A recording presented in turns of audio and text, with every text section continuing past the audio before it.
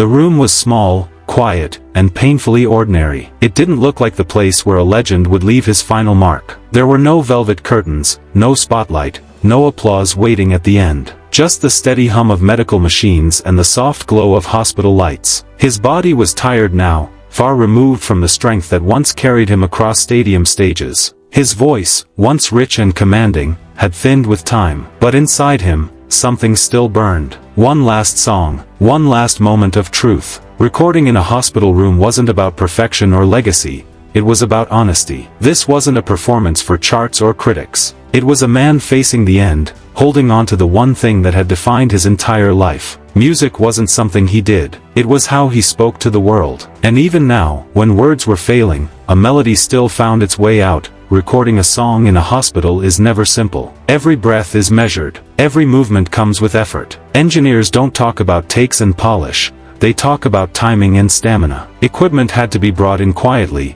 carefully placed between 4 stands and monitors. There was no studio isolation, no second chances carved from endless energy. Each line mattered because there might not be another. The pauses between verses weren't artistic choices, they were moments of recovery. Sometimes his voice cracked, sometimes it disappeared into a cough, but none of it was hidden. He didn't want it fixed. He wanted it real. Everyone in the room understood the weight of what they were capturing. This wasn't just audio, it was closure. A final exchange between a man and his craft. When the last note faded, no one rushed to speak. Silence filled the room, heavy and permanent, because everyone knew they had just witnessed something that would never happen again.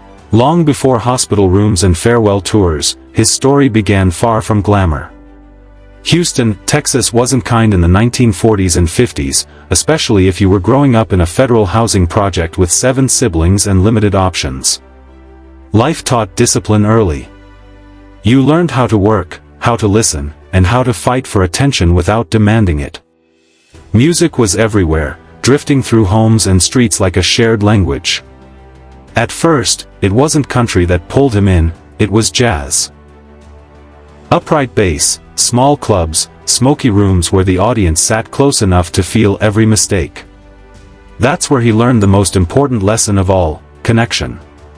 If people didn't feel something, they didn't stay. Those early nights weren't about fame. They were about survival. Every note had to earn its place. That foundation, raw, imperfect, human, never left him. No matter how big the stages eventually became, the road to success wasn't straight. It twisted through folk and rock, through bands that rose quickly and fell just as fast. With the first edition, he found a moment in the cultural chaos of the late 1960s. Psychedelic sounds, long hair, experimental ideas, it was a far cry from the image people would later associate with him.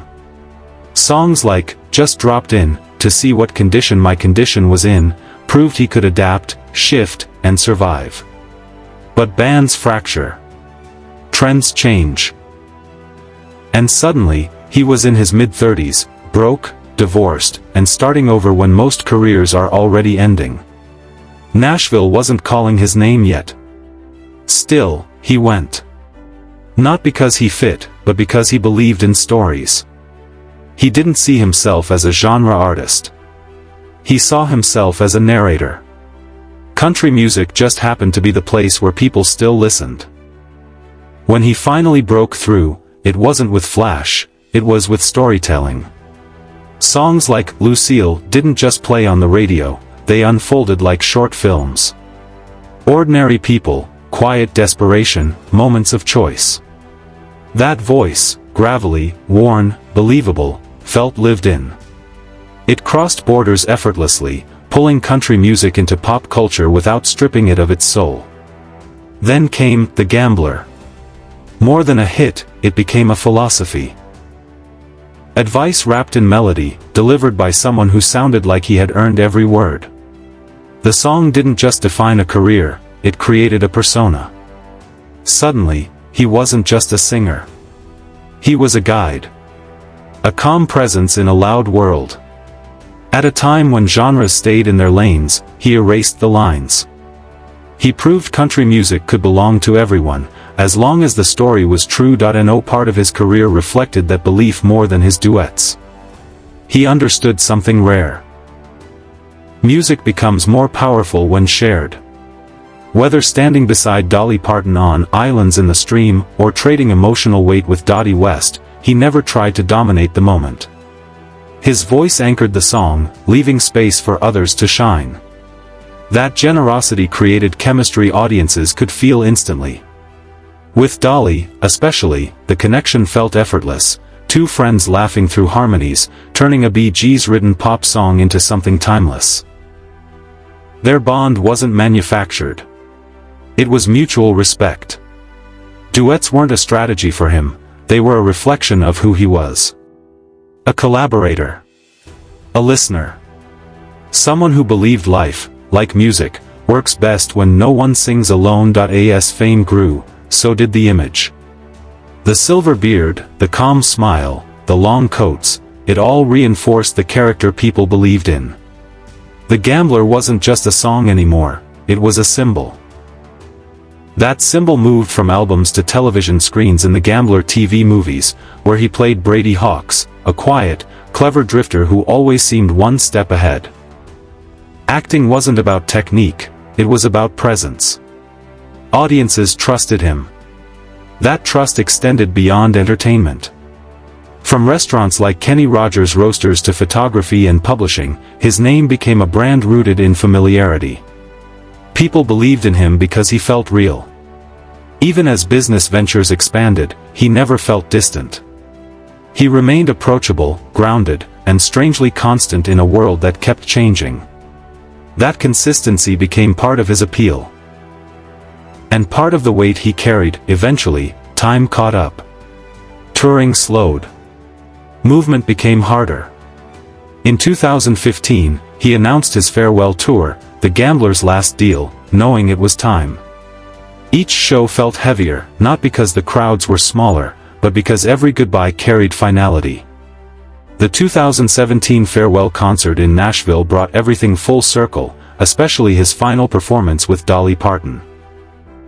When they dropped their microphones and walked off together, it felt scripted by fate. But behind the scenes, the struggle was real. Health issues mounted. Tours were cancelled. He stepped away quietly, choosing family over spotlight. The persona faded, replaced by a man focused on being present with his wife and children. The noise of fame finally gave way to stillness. Yet even then, the music never fully let go. That's what made the final hospital recording so powerful.